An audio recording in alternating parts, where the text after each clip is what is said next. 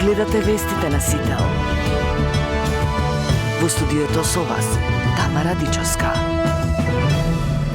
Почитувани, добро утро. Ви благодарам што и ово утро Сител е вашиот избор за утрински вести. Владата го објави стратешкиот договор со Велика Британија и го достави до пратениците во собранието. Во фокусот од кредитот од 5 милиарди фунти ќе бидат инфраструктурата, здравството, транспортот и енергетиката. Предвидено е да се градат нови болници, како и инфраструктурни проекти на коридорите 8 и 10. Владеачкото мнозинство очекува поддршка од сите пратеници, додека за опозицијата британскиот кредит е политичко робство. Партнерскиот договор меѓу Македонија и Обединетото кралство е испратен на ратификација во парламентот. Текстот на предлог законот веќе е поделен до сите пратеници и објавен на собранискиот сајт. Според подпишаниот договор на 22 мај, финансиската поддршка за Македонија е во висина на 5 милиарди британски фунти, а опфатени се проекти од областа на здравството, транспортот, технологијата и енергетиката.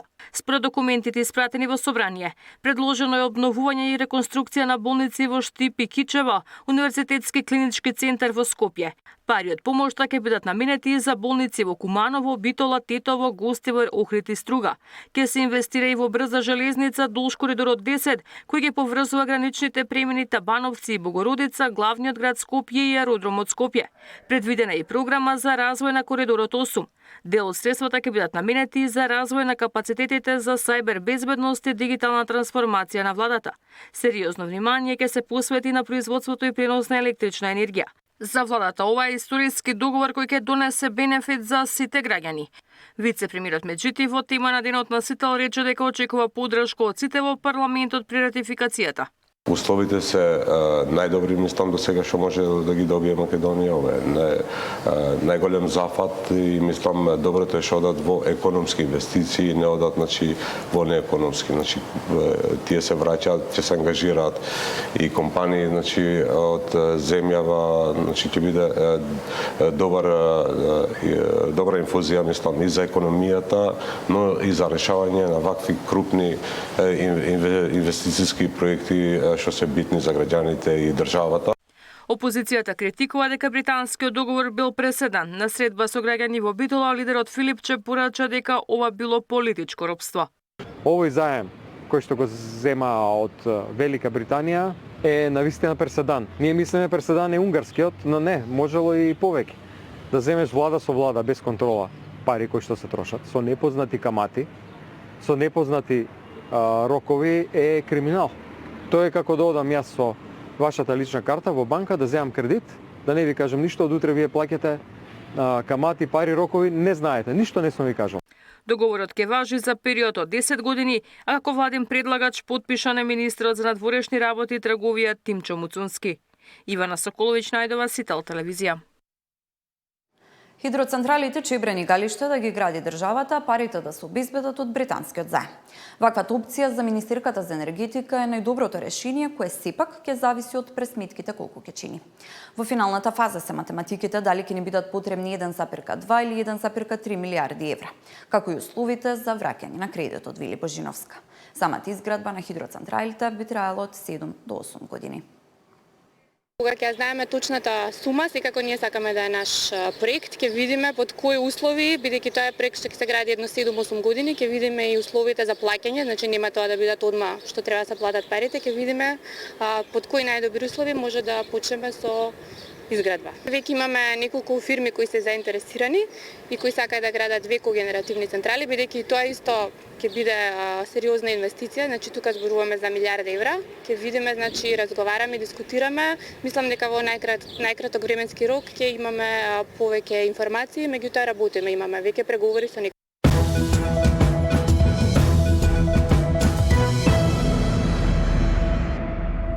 Вреди одлучи Азир Алију да биде новиот министер за здравство и уверува дека поранешниот министер за информатичко општество има одлични менаџерски способности, а го води еден од најкритичните сектори во Македонија. Деновиве се чека Азири да го помине владиниот филтер, но и да бидат познати имињата на новите заменици министри во земјоделие и одбрана. Предлогот Азир Алију да биде нов министер за здравство во следните денови ќе го помине владиниот филтер. Дали до владата ги доставивте предлозите за министри? Се работи, денови. Денови ќе бидат доставени? Да.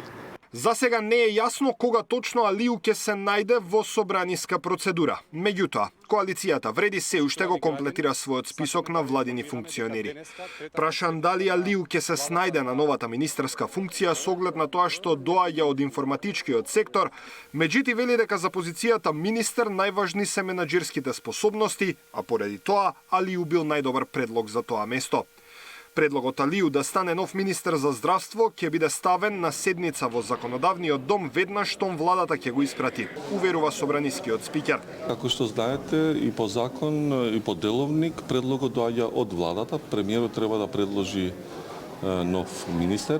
Кога ќе дојде на дневен ред предлогот, веднаш во собрание ќе биде доставен до сите пратеници и ќе ја ставиме на првата наредна седница, штом ќе дојде предлог. Порокадите во владиното мнозинство и излезот на Арбен Таравари со дел од својата екипа од владата, од Вреди уверуваат дека мнозинството е стабилно, а нивниот број се зголемува. Веќе расте, вчера се кооптира членовите од Алијанса за албанците на чело со Арбен Фетај. 10 члена од нивна страна, во рамките на Влен е избран шеф на штабот Аднан Азизи. Вчера елаборираше за екипата што ја формира, отварање на штабови по сите градови каде што претендираме за локалниве избори и работат на визијата и програмата. Нема никаква дилема околу тоа дали имаме мнозинство, се работи околу преминувањето на некоја од една од политичките партии во опозиција, но гледате дека и неколку пратеници остануваат дел од Влен и мислам дека владата и парламентарното мнозинство ќе работи со полн капацитет. Доскорешниот министер за здравство Таравари го сврте грбот на владата и одлучи да оди во опозиција. Иако најави дека на предстојните локални избори ќе коалицира и со ДУИ и со Вреди во интерес на албанското прашање, сепак оваа понуда експресно беше одбиена од првите луѓе на Вреди. Даниел Василев, Сител телевизија. Нарачувале и извршувале убиства, палеле објекти, криеле друга на државно градежно земјиште. Обвинителството поднесе 2 обвиненија против 3 криминални групи од Скопското подземје. За 9 члена од Беланоца има обвинение дека извршувале нарачани убиство од организатори кои се во затвор. Убиството на шефот на Дукјанџи Корхан Байрамовски Оки, како и двојното убиство во Шиша бар. Другата група, без звучно име како Беланоца, на ист начин, според обвинителството, нарачувала и извршувала убиства.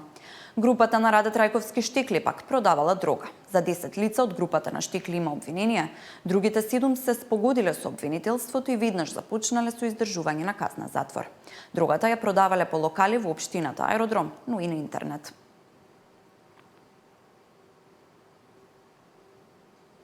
Почна сослушувањето на родителите на жртвите од кочанската дискотека Пулс во обвинителствата. Сослушувањата ќе траат до 29 овој месец, а според обвинителството, истрагата треба да заврши на средината на јуни.